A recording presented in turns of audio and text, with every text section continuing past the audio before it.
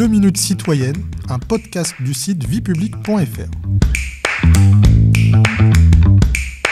Bonjour, je suis Bertrand, rédacteur pour le site viepublique.fr et je vais aujourd'hui vous présenter le GIEC, le groupe d'experts intergouvernemental sur l'évolution du climat. Fréquemment cité dans les médias, vous en avez sûrement entendu parler. Créé en 1988 par le Programme des Nations Unies pour l'environnement, ainsi que l'Organisation météorologique mondiale, il rassemble 195 États membres et publie régulièrement des rapports d'évaluation. Alors c'est quoi exactement le GIEC ? Le GIEC n'est pas un lieu de recherche qui produit de nouvelles données. En fait, il agrège depuis plus de 30 ans les connaissances existantes sur le changement climatique et sur le rôle que joue l'activité humaine dans le réchauffement de la planète. Ce travail de compilation des connaissances scientifiques prend la forme de rapports qui sont utilisés par les États pour trouver des accords sur les moyens de lutter contre le réchauffement. Alors maintenant, comment fonctionne-t-il ? Le GIEC fonctionne sur la base d'une réunion plénière qui a lieu 1 ou 2 fois par an et dans laquelle chacun des États membres dispose d'une voix. Toutes les décisions, à l'exception de l'élection des membres du bureau, sont prises par les représentants des gouvernements, par consensus, en réunion plénière. Comment le GIEC organise-t-il son travail ? Le GIEC comprend un organe exécutif, le bureau, qui est composé de 34 scientifiques élus par l'Assemblée plénière, de manière à représenter les différentes disciplines et régions du monde.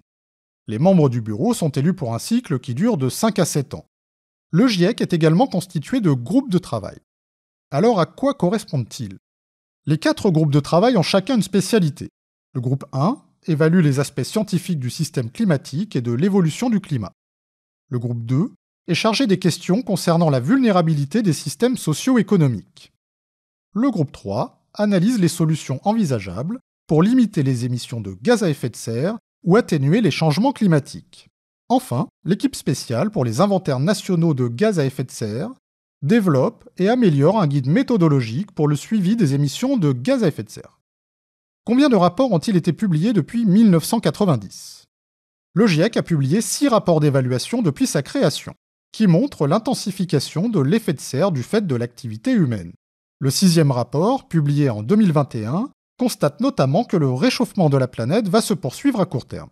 Le respect de l'objectif de limiter le réchauffement global à 1,5 degré nécessite un pic des émissions de CO2 en 2025 au plus tard. Puis, une décroissance jusqu'à atteindre la neutralité carbone en 2050.